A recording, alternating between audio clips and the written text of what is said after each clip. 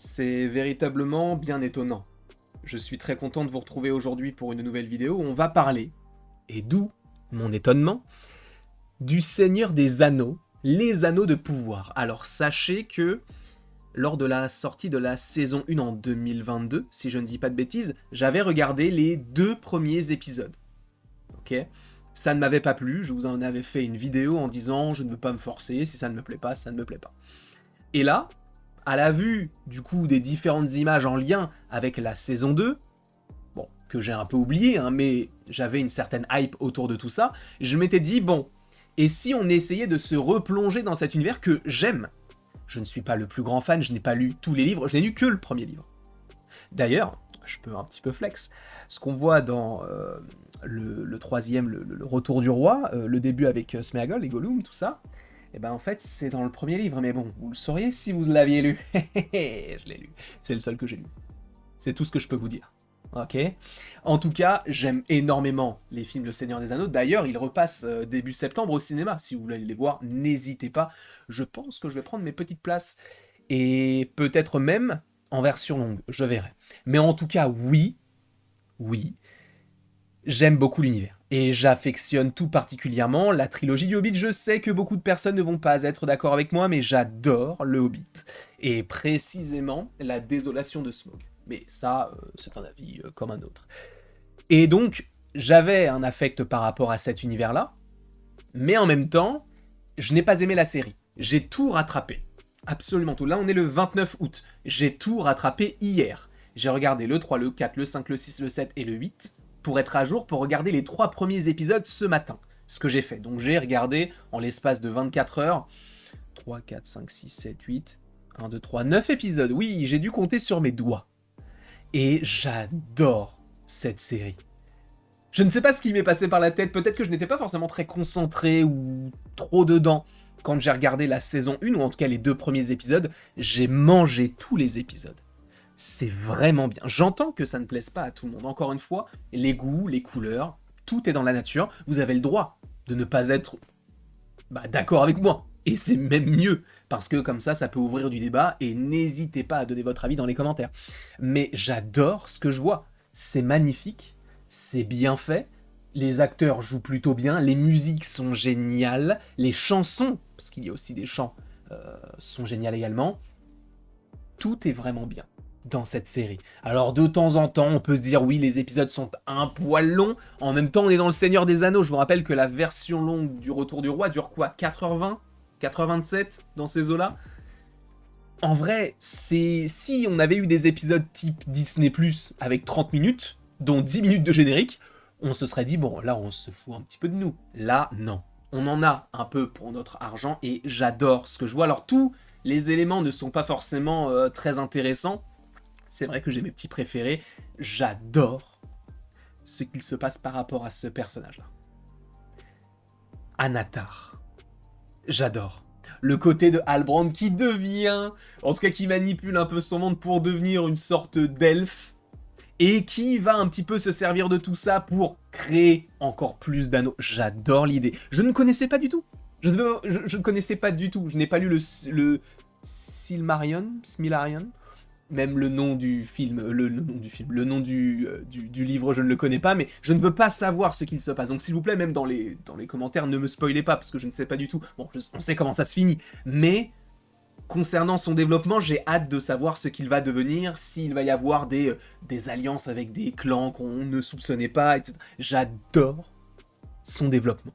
Sincèrement, Anatar, Halbrand, tout ça, j'adore, sachant que, on sait que c'est la réincarnation de Sauron, même son lien futur, du coup, en tout cas, ce possible affrontement qu'il pourrait y avoir, notamment avec Hadar, pourrait être assez intéressant. Si affrontement il y a, peut-être que ça ne se passera pas du tout comme ça, mais étant donné qu'ils ont un contentieux des choses qu'ils ont déjà évoquées, ou en tout cas que lui, à l'époque où il était encore Halbrand, a dit du côté, en tout cas envers le personnage d'Adar en disant non mais tu ne te souviens pas de moi. Et là, le fait que il se fait entre guillemets passer pour un nouveau perso, j'aime beaucoup ce que je vois et j'ai hâte de savoir ce qu'il en sera. Après, on peut aussi parler des Hobbits, Poppy et Nori qui suivent l'étranger. il y a des théories qui disent que l'étranger pourrait être Gandalf. Alors, je ne connais pas la temporalité de tous les ouvrages, de tous les films, je n'ai pas ça en tête. En revanche, il est vrai qu'il y avait certaines personnes qui disaient que c'était possiblement incohérent par rapport à toute l'intrigue qu'il y a eu du côté des livres et du côté des films. Donc je vous avoue que je ne vais pas m'y risquer en disant oui, l'étranger c'est Gandalf. Mais c'est vrai que on laisse planer le doute sur sa véritable identité. Notamment, je ne sais plus si c'est Poppy ou Nori qui va essayer de lui trouver un nom parce qu'il n'en a pas et il lui dit non, le nom, on l'a, c'est nous, donc il va venir. Et on va me le dire à un moment donné, et est-ce que ce serait Gandalf? Je ne sais pas, enfin bref, je ne vais pas forcément trop rentrer dans les détails, sachant qu'à un moment donné, dans la saison 1, on aurait pu soupçonner que c'était Sauron, finalement il n'en est rien puisque c'est donc Anatar aujourd'hui, donc moi j'aime bien aussi tout cet aspect-là qu'on n'évoque pas trop, je vous avoue que c'est peut-être le pan qu'on avait pas mal dans la saison 1 qui est un petit peu pas mise de côté, mais quand même, où en tout cas dans les 3 premiers épisodes, dont on ne se concentre pas vraiment totalement dessus. On se concentre véritablement plus sur les elfes, sur que ce soit Galadriel ou même Elrond, tout ça, tout cet aspect de on a créé les anneaux, mais les anneaux sont peut-être corrompus par Sauron, parce que c'est quand même Halbrand qui avait eu l'idée de faire ci, de faire ça, et donc il s'est servi un petit peu des elfes afin d'arriver, entre guillemets, à un bout de sa fin, en soi. Et Galadriel, de son côté, elle qui est en quête de vengeance, même si on sent qu'elle essaye de vraiment faire abstraction, elle n'y arrive pas du tout. Et j'aime bien la relation conflictuelle qui existe entre Elrond et Galadriel, parce que c'est vrai que dans la trilogie originale, on va dire qu'ils sont un peu du même camp. Là, ils sont du même camp, mais c'est ça qui est intéressant dans les camps des gentils ou des méchants, même s'il n'y a pas vraiment... Enfin, là, pour le coup, s'il y a des gentils et des méchants, mais c'est vrai que ça peut paraître un petit peu ambivalent des deux points de vue. C'est-à-dire qu'on peut avoir du côté des antagonistes des personnages qui vont avoir on va dire des quêtes qui peuvent servir aussi du côté des gentils, et inversement. Et là, c'est vrai que au sein même des gentils, entre guillemets, en tout cas du côté des elfes, on a une scission qui s'effectue, on peut être d'accord avec l'un ou avec l'autre. Je ne sais pas dans quel camp vous êtes, si vous êtes plus côté Galadriel ou plus côté Elrond. Bon, on va dire que moi j'y pioche un petit peu des deux, je comprends le raisonnement des deux, même si on peut supposer que, bah oui, en fait, Elrond, c'est un petit peu celui qui a tout découvert par rapport à tout ça. J'aime bien aussi ce qu'on a fait par rapport au roi sous la montagne, à Durin, etc. Parce que du coup, ce sont des visuels qu'on avait déjà vus donc dans le Hobbit. Et j'aime beaucoup ce que je vois, j'aime beaucoup cette cité, en tout cas ce royaume. J'aime bien la relation qu'il y a entre Durin et donc son père.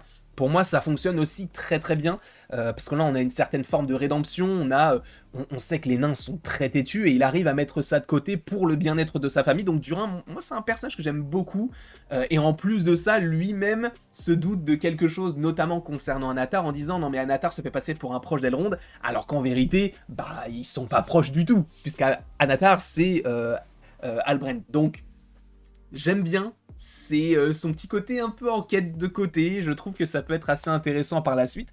Après, bon, comment ne pas parler d'Arondir. Arondir. Quel personnage. Alors, je crois que c'est Bronwyn, qui est décédé. Et donc, que ce soit son fils ou, du coup, ce personnage-là d'Arondir, bon, ils sont un petit peu en deuil. Mais lui, là, le moment où il arrive, et qu'il tue tout le monde, c'est tellement jouissif. J'ai adoré ce moment-là. Et en fait, c'est vrai que moi, j'y trouve mon compte dans cette série.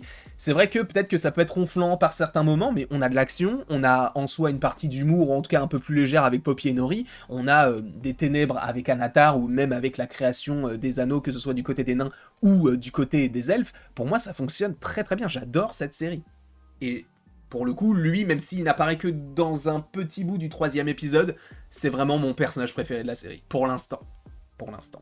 Et je voulais aussi revenir très brièvement sur ceci. Alors lui, c'est Damrod le troll, je ne le connais pas.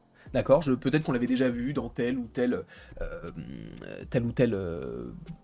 endroit, ou en tout cas ouvrage ou film, peu importe.